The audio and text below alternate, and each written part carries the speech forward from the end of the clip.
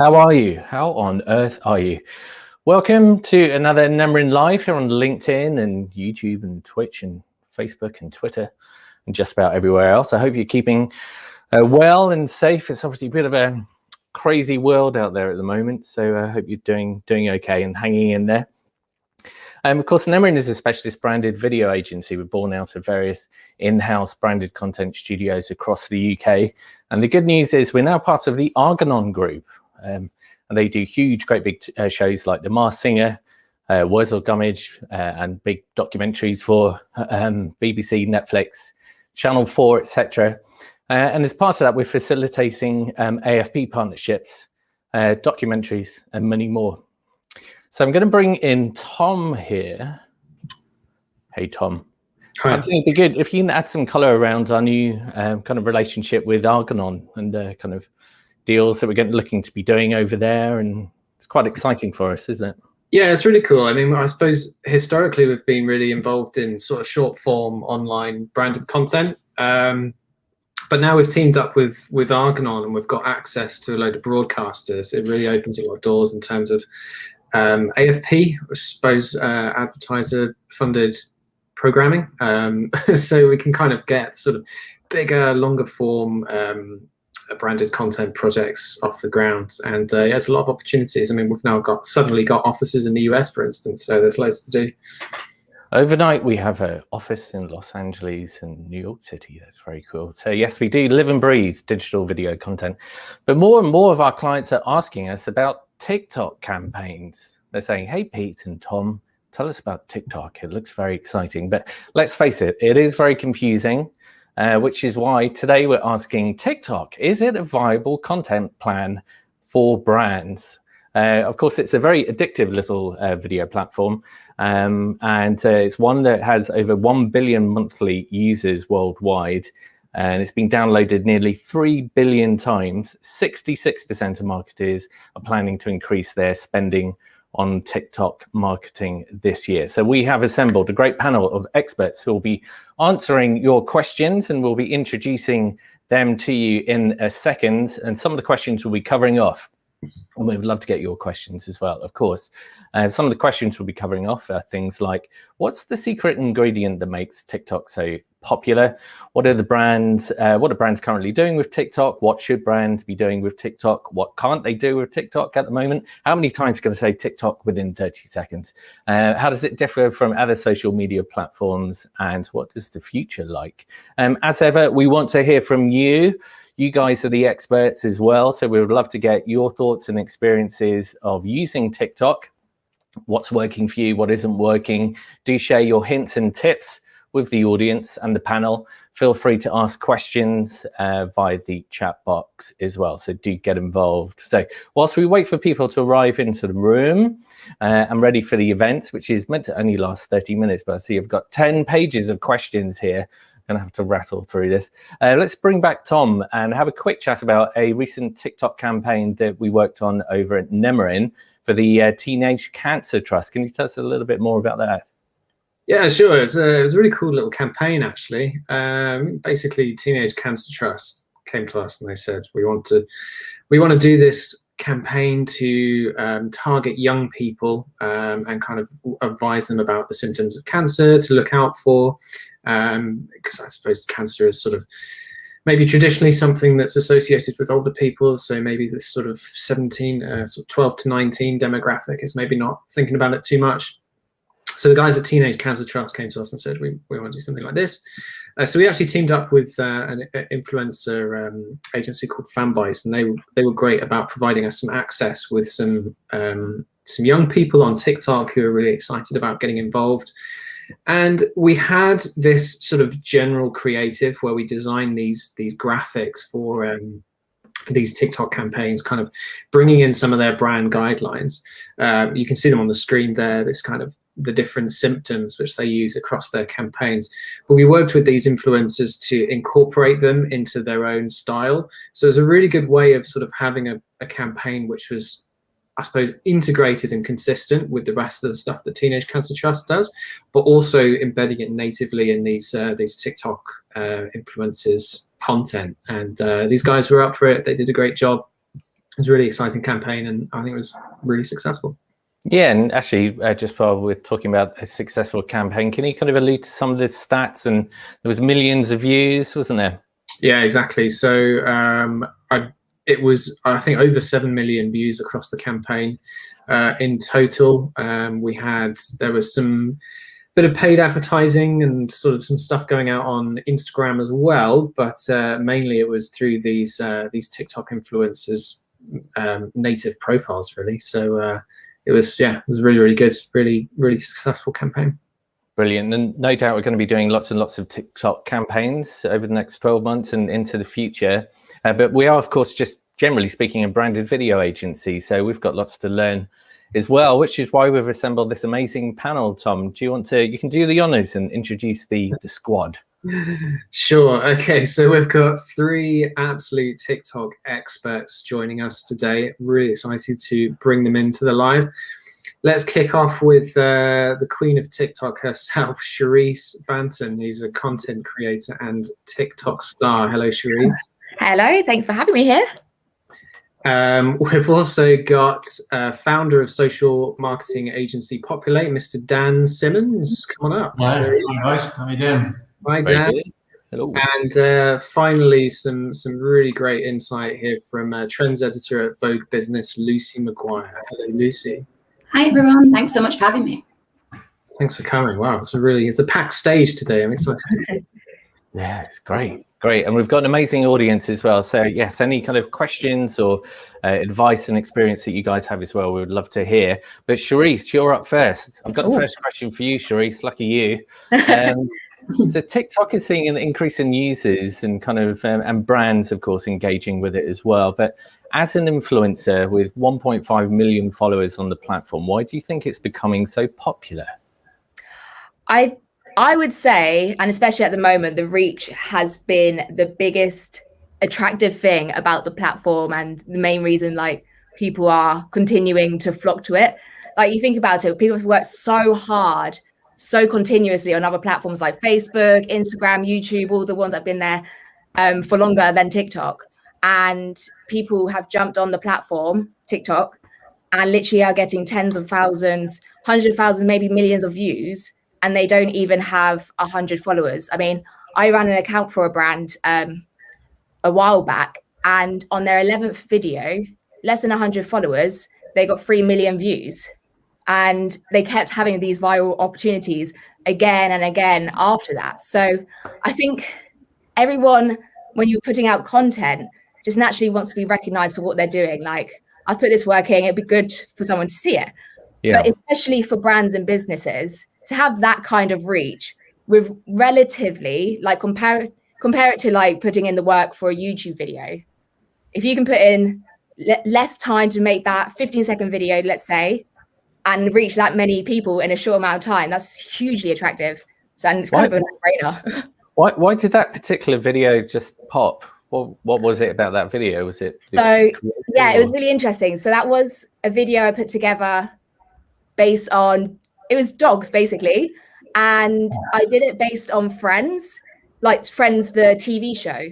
So we had like the theme tune for Friends and doing the dogs as the different personalities, as if they were all in this friendship group, as that was the kind of content this brand wanted to produce essentially. So yeah, it just popped. I think people were really like, oh my God, nostalgic about the Friends TV show. And also at the same time, like, oh my God, love animals. Like I love dog videos. So when you see that and put them together, it just blew up. Yeah, went crazy. And you're on Instagram as well. Are you kind of focusing as much on Instagram or more on TikTok, or a bit of both, or?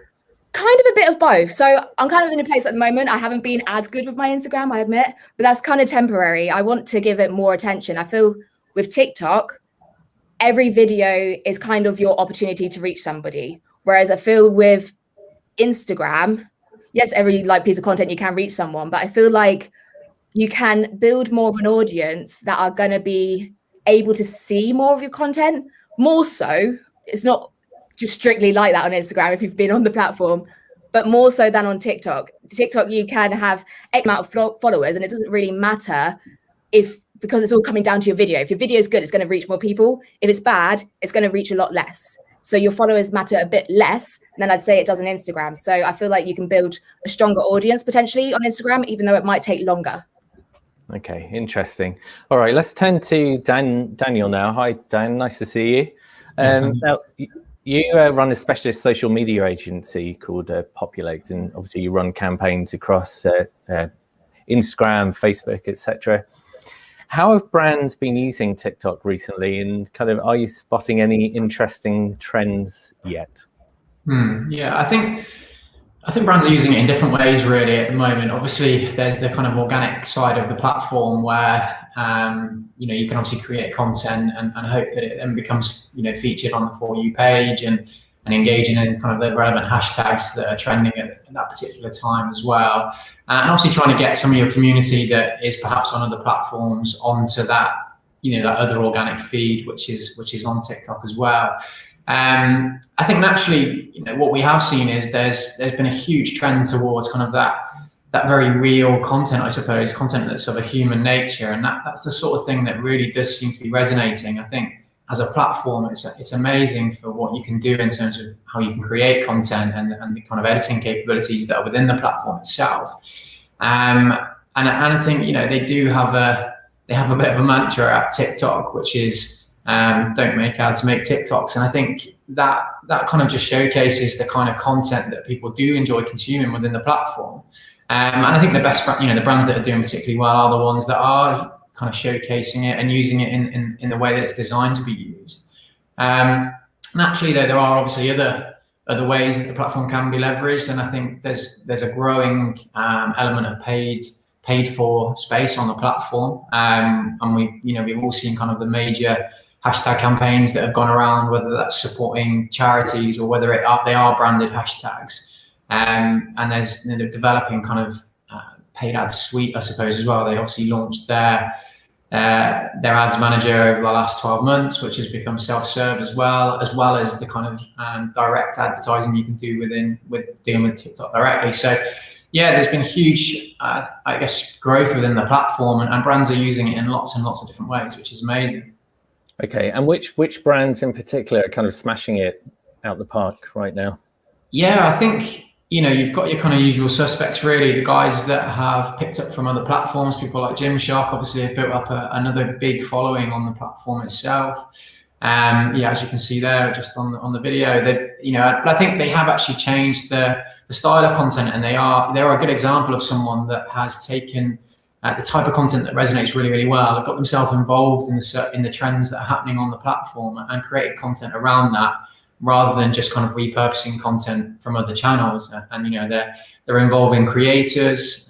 There's an amazing platform within the TikTok sphere, I suppose, which is like a creator marketplace, and they've obviously leveraged that as well to engage with creators on the platform to produce content, which then they can share on their own channel or can be shared by the influencers themselves. I think Boohoo similarly are doing a really great job on there as well.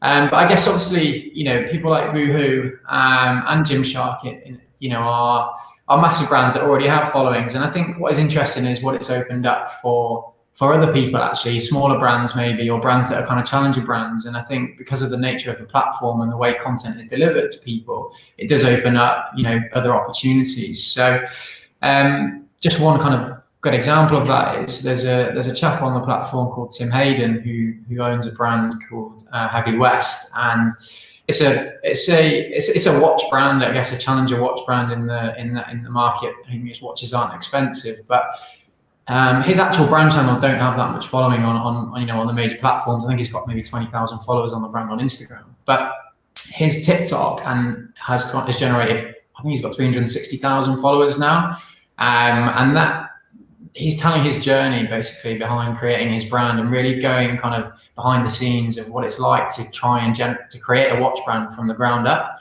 and the attraction he's seen on some of his videos and the kind of the premise behind some of his TikToks are really obviously resonating with his community. And I know recently he's been doing TikTok lives every day, and his growth in sales through doing that has been phenomenal, really. So it's really interesting just to see how other brands are approaching it and using the features that are available to them. So when you inevitably have a client saying, well, we're creating content for Instagram already, can we just stick that on TikTok? What do you say? No, basically. I think idea.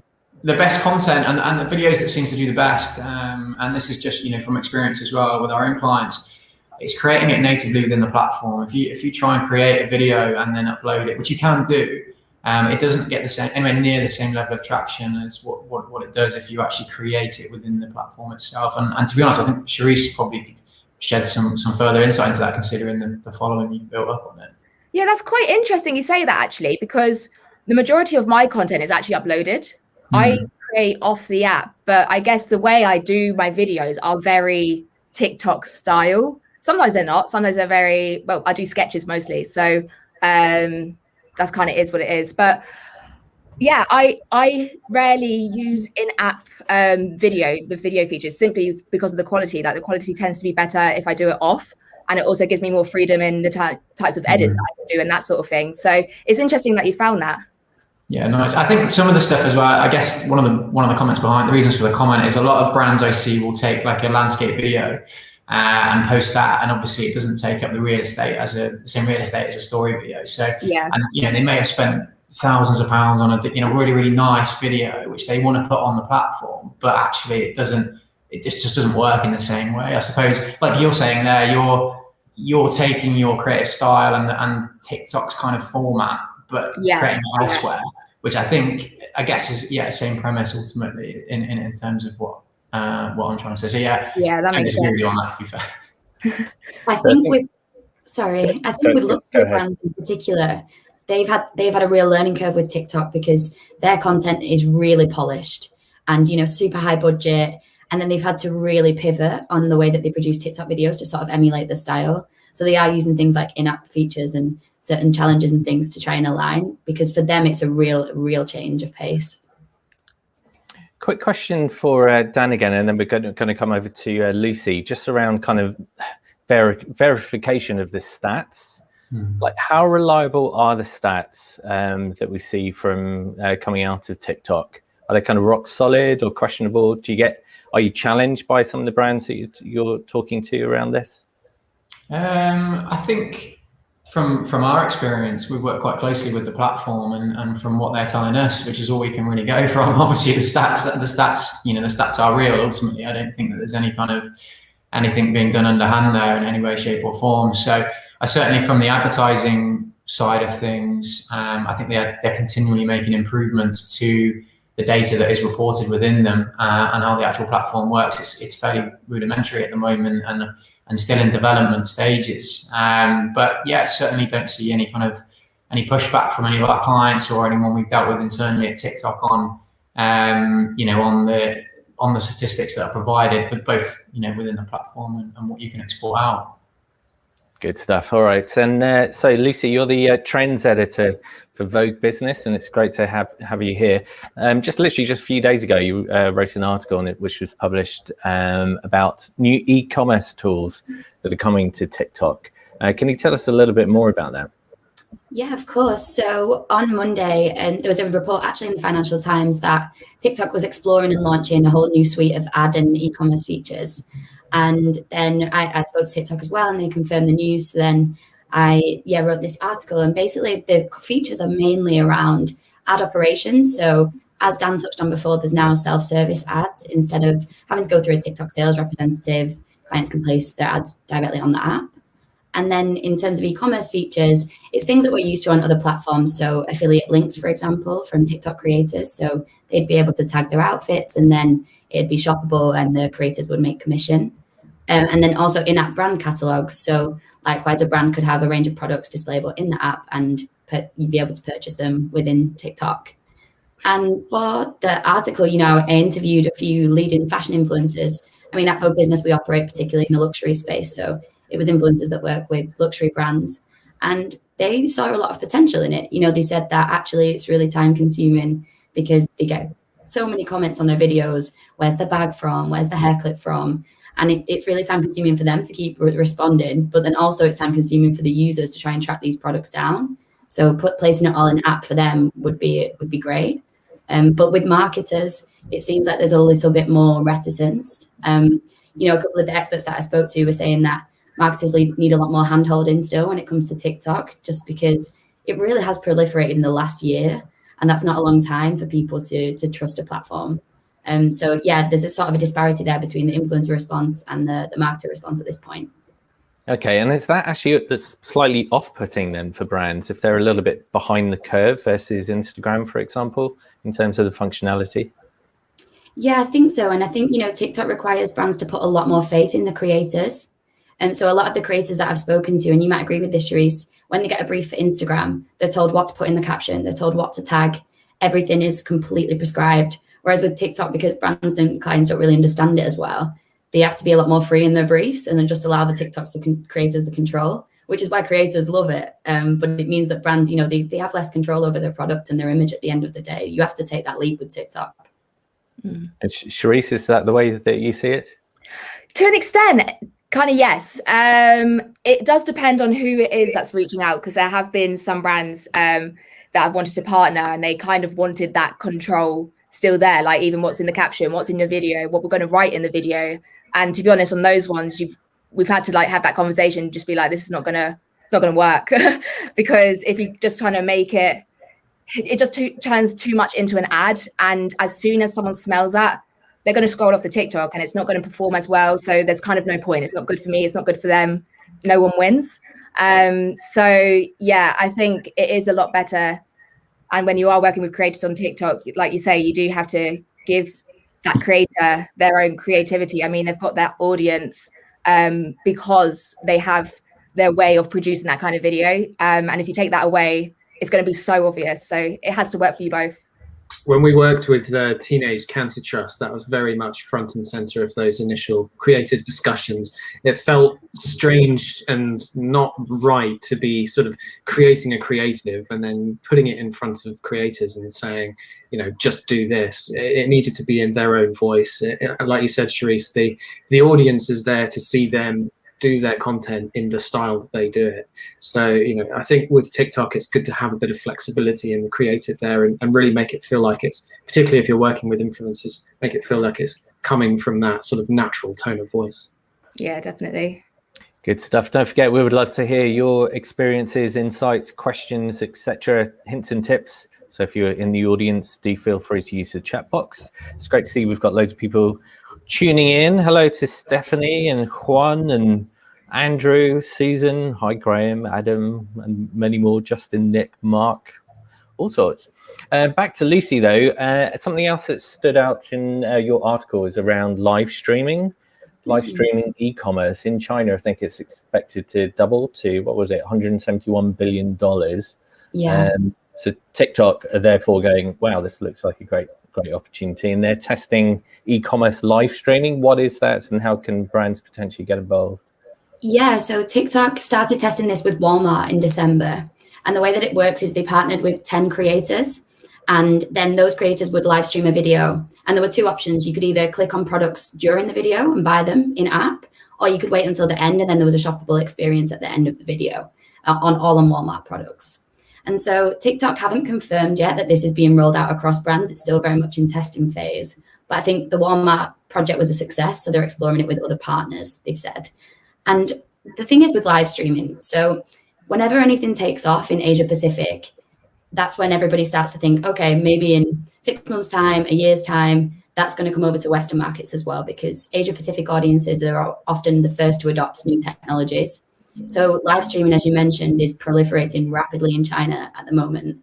And for example, you know, luxury brands are already getting onto it. So for example, Burberry did a live stream with WeChat and they sold over reached over 1.4 million people, and they sold out of loads of products. And it was just an influencer walking around a store, live streaming, and people could buy at the same time. Now that was on WeChat, but actually one important thing to note here is that the Chinese TikTok Douyin, owned by the same company, already experiments with live stream shopping features. So TikTok has obviously seen the success over there with that and is preempting that Western markets are going to get into live stream shopping as well. Yeah, Fascinating stuff. I know Tom's got a question about security that we'll come on to in a second, but a quick question here from Mark. Hi, Mark. He's basically saying that obviously luxury brands have spent a very long time developing their luxury brands. Are you seeing that they're starting to be a little bit more relaxed in terms of kind of working with TikTok and I guess other platforms in terms of just letting control, letting go of control a little bit? Yeah, absolutely. I think particularly in the last year, we've seen a real democratization of fashion in the luxury space. And that's because brands are not able to show collections exclusively in a closed setting anymore. Instead, they're producing videos and campaigns around their collections, and they're being shown to millions of people rather than 1,000 in one room, and pictures being showed after. So there's been this sense of democratization in fashion anyway. And then the thing is with TikTok, there's been a couple of sort of watershed moments for luxury on the app, and they were completely organic. So first of all, Harry Styles, I don't know if many of you know this, some of you will, but Harry Styles performed in a crochet JW Anderson cardigan at a rehearsal. I think it was for SNL. And the video of it, the pictures of it went viral on TikTok with young people trying to recreate the cardigan. It was a crochet, like multicolored cardigan.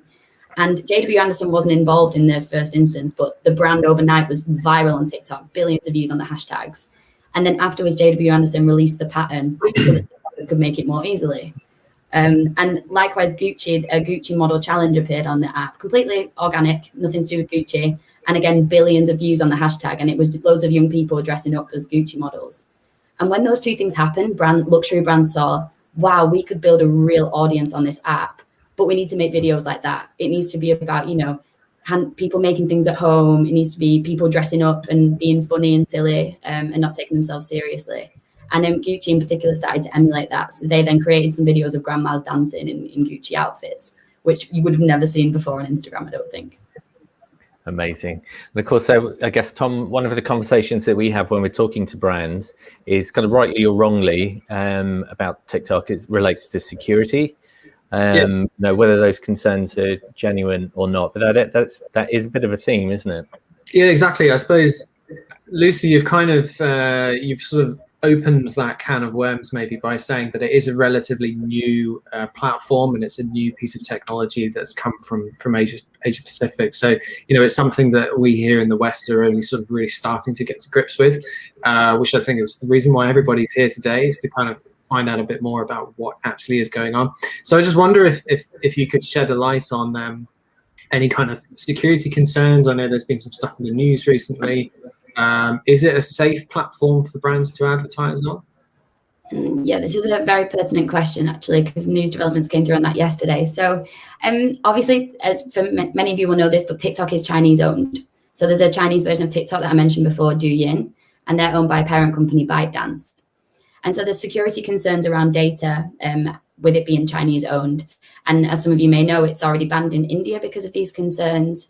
And President Trump wanted it to be banned in the US. So proceedings were underway with that until yesterday. And actually yesterday, President Biden has paused the proceedings on the ban.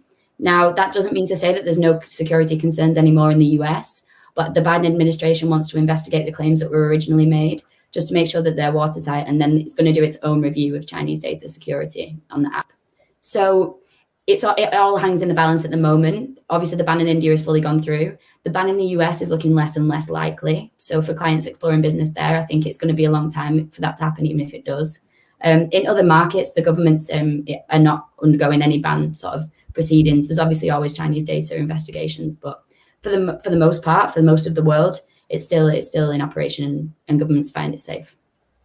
I suppose brands don't have the comfort blanket of, Instagram being part of the Facebook family and YouTube being part of Google and so on. It all feels very safe and familiar, whereas obviously TikTok's quite new. So in a way, I guess those concerns are justified.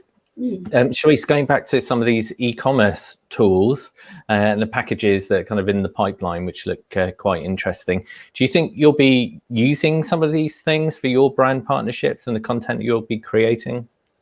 Potentially, yeah. I mean, if those kind of features come about, like if someone can look at the post and actually, like you mentioned, like be able to see what links they are to, say if it was clothing that I was using, and they could just click the links, that would be amazing. Like it'd be so helpful. Like Lucy said earlier, for those other influencers or creators that said the same thing, how easy that is, that you don't have to respond to every single person that's asking, where did you get those from?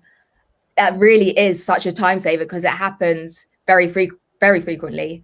And especially when you do respond to someone in the comments, like that comment can get lost and you just have someone asking the same question again and again and again. So it would make it a lot better, a lot more efficient, a lot more easier for people to actually just shop it. And especially the live streams as well. I think that has a lot of potential because people are very engaged in the live streams. And if there's something there that you can see live and you're bought in more because it's real, it's live, you just feel like you trust it more. I think that you'll probably have really good conversion there. And Dan, from your point of view, would it become a slightly easier sell now that you have these tools at your disposal?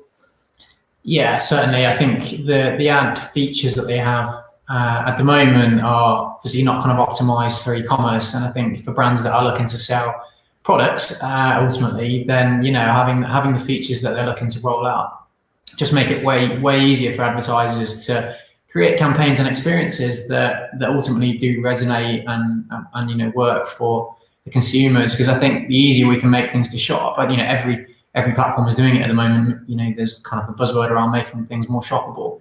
You know, the more they can do that, then the better I think it's going to be for all businesses looking to leverage it, really.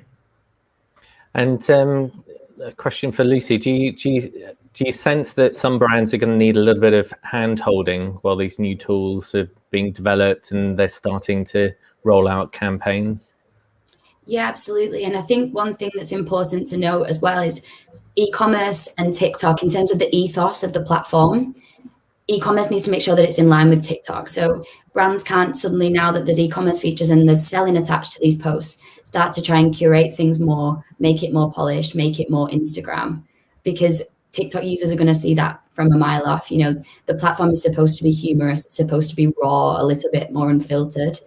So brands, I think, are going to need handholding in terms of striking that balance between, you know, effective sales and shoppable content that's attractive without compromising on it being real TikTok content as opposed to likened to Instagram or Facebook. Brilliant. I just wonder if we take it back a step, and a question for Dan. So when you first speak to a brand and they're kind of thinking about dipping their toe in, you know, social media, TikTok in particular, what's the main sort of difference? Like, how do you explain it to a client? What's the main difference between Instagram and TikTok in terms of how you would kind of set up and run a campaign?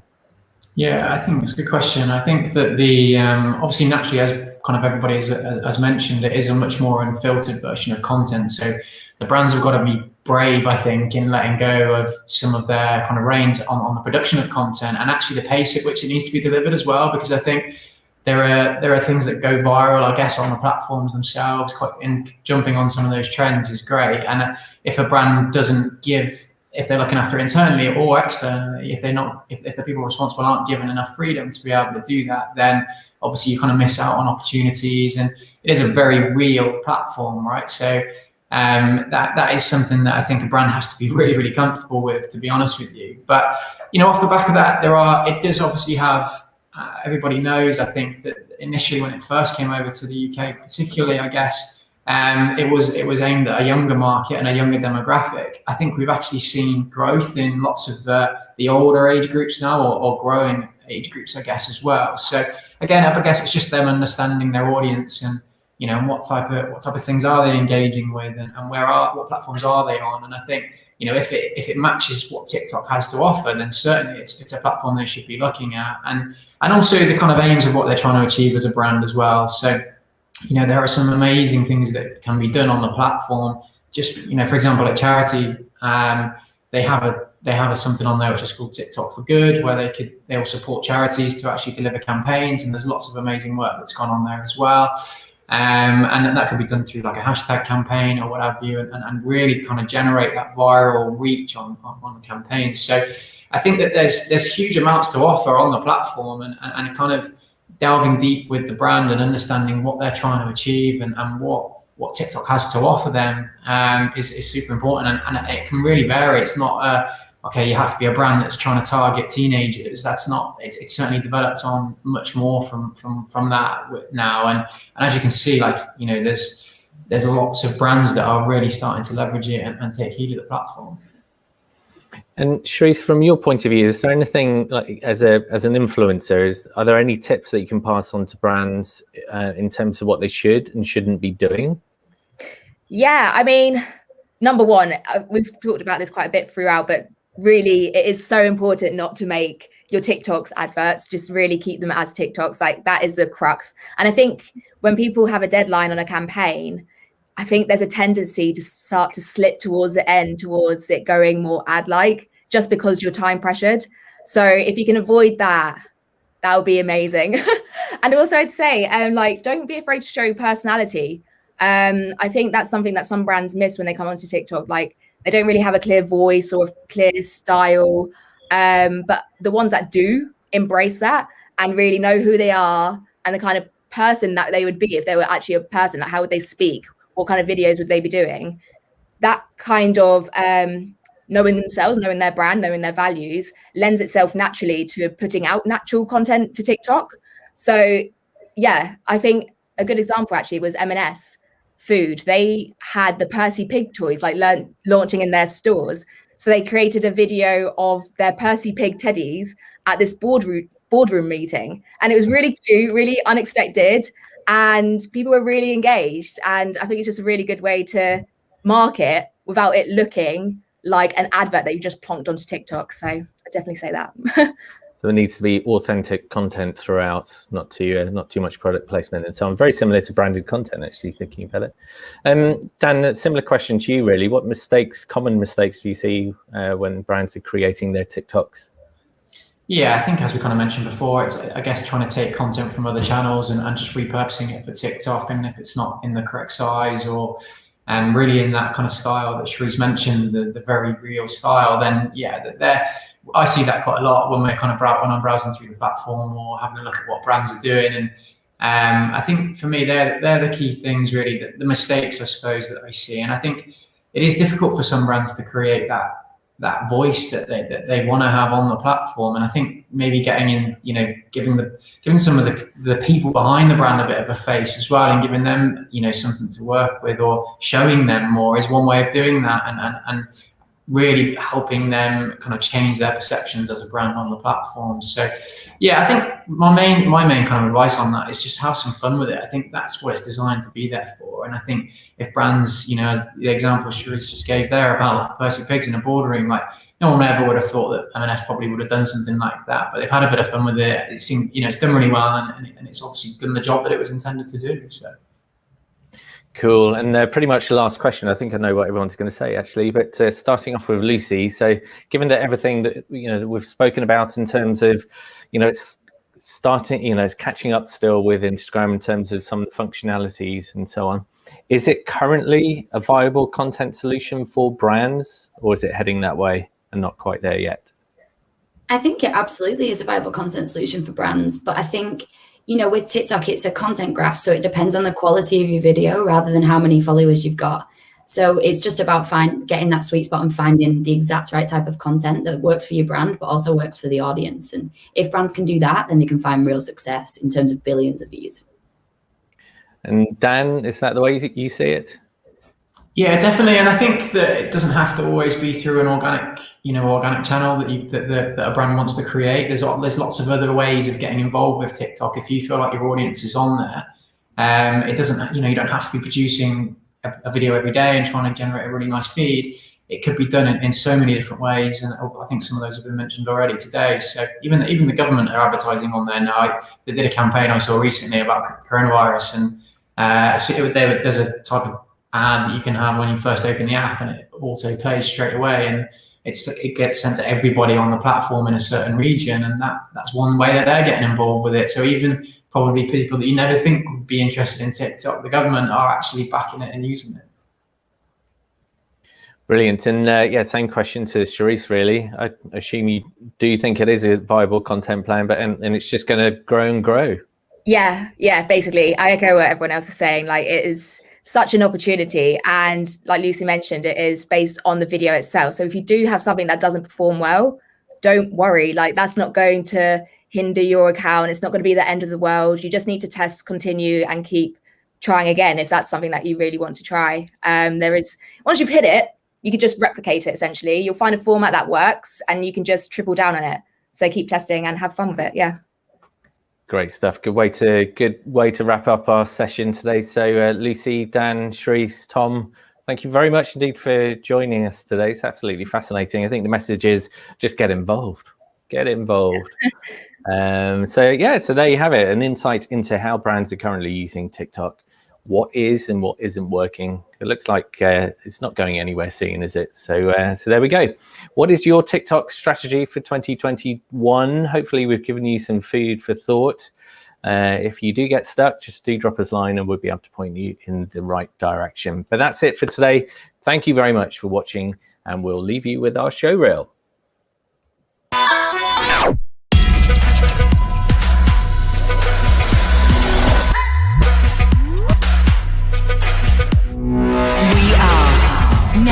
Film and Video, the world's branded video agency. 2020 showreel. I always wanted to be a storyteller. I knew I wanted to do something more creative. Something really magical. Everything is about the rhythm. Ow! Sheer publicity.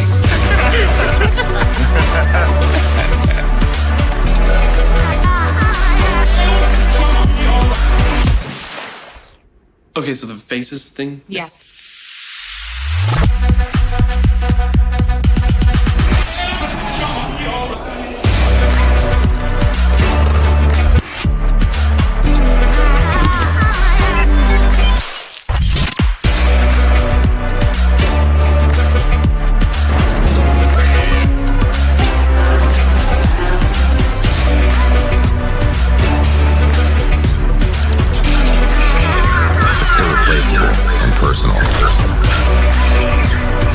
There is no comparison to beauty. And you will never get bored of it. Nemerin.